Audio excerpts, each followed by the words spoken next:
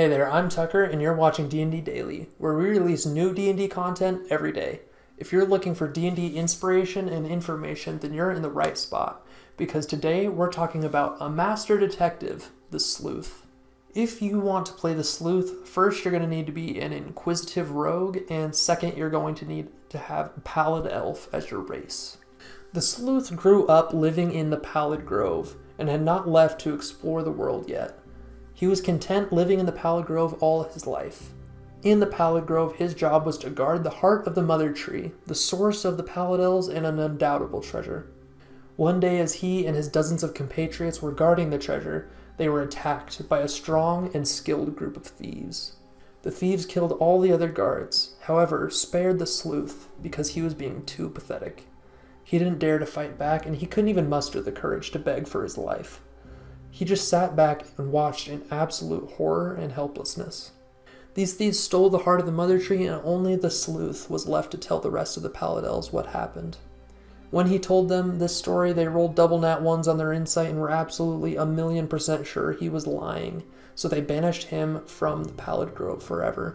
The Sleuth didn't dare stand up to their judgment, because he knew they were right. He knew it was his fault that the heart of the Mother Tree was stolen. But now he roams the world in search of the band of thieves and the heart of the Mother Tree, so he can bring it back, restore his honor, and make his people happy. All in all, the Sleuth is a coward. He is not strong, he's not charismatic, and he knows it. Thus, he is not very courageous.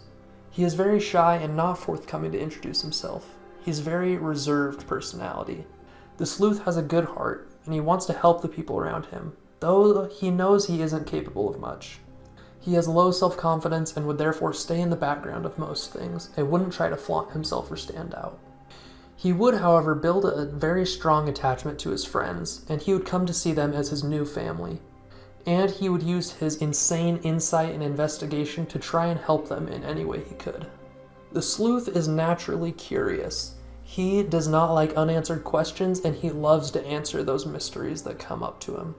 In combat, the Sleuth is going to rely a lot on his insightful fighting ability. This allows him to get his sneak attack as long as he can beat the enemy in a contested insight deception check. Because he gets advantage on insight from being a Pallid Elf, and just because he's going to have a really big bonus to it, he's almost always going to win this, and that means he's going to be able to get his sneak attack off almost every time he lands a hit. And because the Sleuth does not like being on the front line, he is going to rely a lot on ranged weaponry, either bows or crossbows, for his damage. He is also going to look for clever ways to utilize his environment.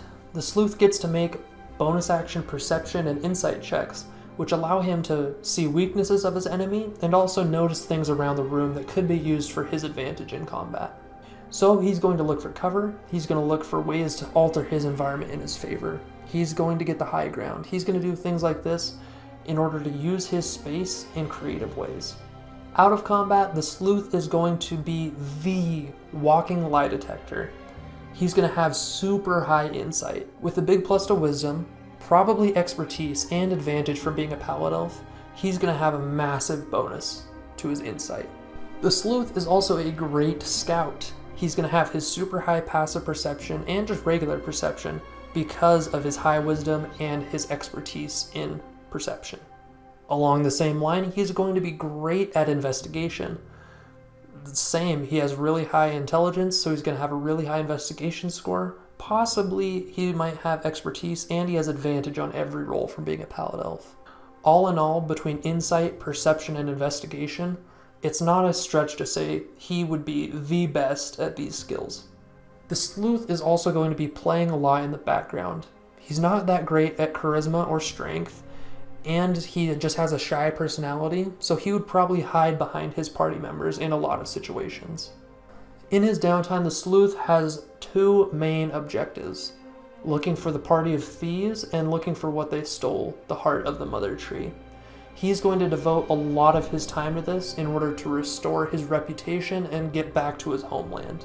The Sleuth is also going to be trying to solve other mysteries. He has an insatiable curiosity, so if there's a mystery in the town you're in, he would just try and solve it out of pure curiosity. He hates to have unanswered questions, and hates even more when he can't solve these mysteries. The key mechanics of the Sleuth are first in his stats. He is going to need a high wisdom and intelligence to have his high insight, perception, and investigation, followed by high dex in order to get off his shots with his bow and actually hit and do his sneak attacks. And then he's going to have Constitution as his fourth stat, which isn't ideal, but for the playstyle and the flavor going for, it's pretty necessary. Other key mechanics before the Sleuth come in for possible feats. If you're satisfied with your ability scores, feats you could take would be Keen Mind and Observant. Keen Mind lets you remember everything that you've noticed in the last 30 days, as well as just remember other things very well. And second is the Observant feat. The Observant feat lets you read lips, which would be really cool for this character, as well as it gives you a bonus to your passive perception and passive investigation, which is also going to be huge for the Sleuth. The weaknesses for the Sleuth start out like many other rogues. He's going to be pretty squishy. However, unlike other rogues, he's going to be way more squishy. Because he doesn't have as high of a dex, he's going to have a lower AC. Because he has a lower constitution, he's just going to have less hit points. And all in all, he's just going to be a really squishy character. Next, he's going to be a mad character. He's going to need high wisdom, intelligence, and dex, with con being the fourth stat that he would want pretty high. So all in all, he's just going to need all of these stats to be high, which is not going to be great for his ability scores. And lastly, he is going to fall off in close quarters combat. Because he is squishy, and because he doesn't have that great of stats up close, he is going to be really weak in close quarters combat, especially against being grappled. With his acrobatics being really his only way to escape that and not having the best dex, he's just not going to be too great when he gets grappled. As an NPC, I would use the Sleuth as a PI investigating random mysteries and cases in town. Maybe he could subcontract the party to help in his investigation. Or maybe he's hired to investigate the party and find out something about them. I could also see him infiltrating a city or town as a spy, but everyone kind of just thinks he's not a traitor because everyone just forgets he's there. He lives so much in the background that he really is a side character and could be looked over if you're not being careful. I could also see the Sleuth being a sort of henchman for the big bad, not as muscle but more as the brain. I could see him planning heists or attacks for the big bad, and just being the brains of the operation.